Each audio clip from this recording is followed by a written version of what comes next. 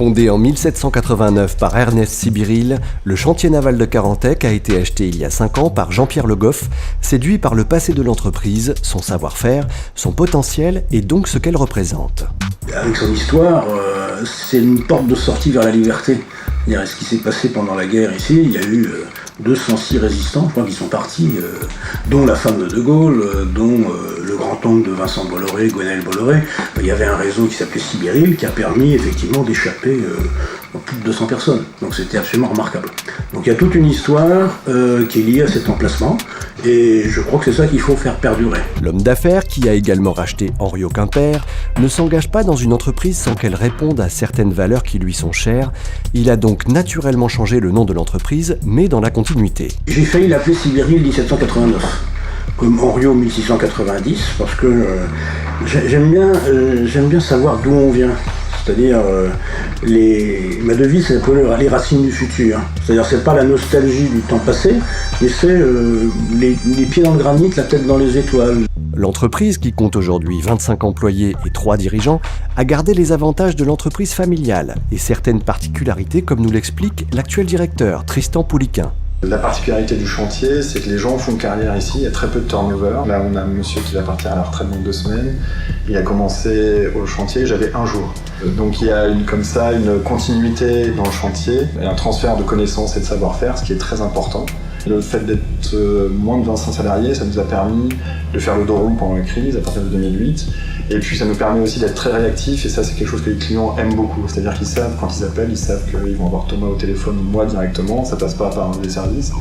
Et puis ils connaissent les ouvriers, ils les connaissent par leur nom parfois ou leur prénom. Quand les clients viennent à bord, ils peuvent discuter technique tout de suite avec des personnes qui vont être vraiment au cœur de l'action. Si l'innovation a toujours été dans les gènes de l'entreprise, l'arrivée de Jean-Pierre Le Goff, la nomination de Tristan Pouliquin à la direction et la compétence et haute spécialisation de l'équipe ont permis en 5 ans de relancer l'entreprise, en particulier avec la pilotine, véritable concentré d'innovation. Il y a le bateau en lui-même, une carène très moderne, résolument moderne, et puis cette propulsion IPS développée par Volvo.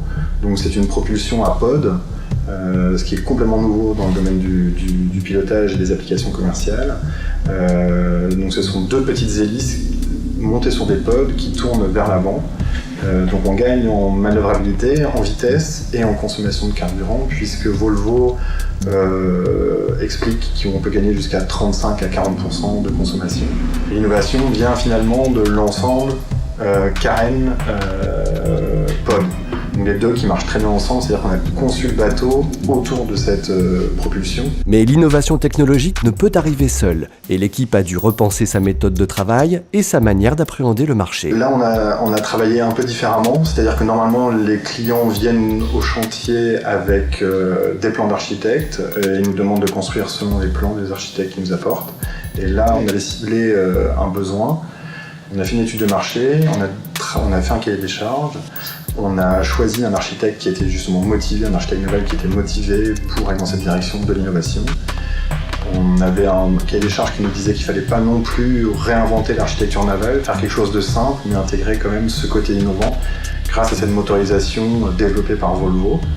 On a vendu ce projet-là à un client historique du chantier, qui est la station de pilotage de Cherbourg. Moins d'1 an après avoir lancé le projet, le bateau était déjà en construction, et 2 ans après avoir lancé le projet, le bateau naviguait. Ce bateau a permis à la station de réduire sa facture énergétique de 50%, donc ce qui est colossal. Le bateau fonctionne extrêmement bien, à tel point que maintenant les grandes stations de pilotage françaises sont intéressées par ce bateau, et nous construisons pour la station de pilotage du Havre, qui est la plus grande station de France. Nous attaquons donc un 2e navire à partir de septembre. Sibiril Technologies reçoit donc le prix de l'innovation 2016, porté par une production de pointe, de qualité et un savoir-faire unique. Oui, c'est une belle marque, associée à un passé glorieux et à un futur qui va être brillant, avec effectivement le positionnement, on fait du haut de gamme plus humain.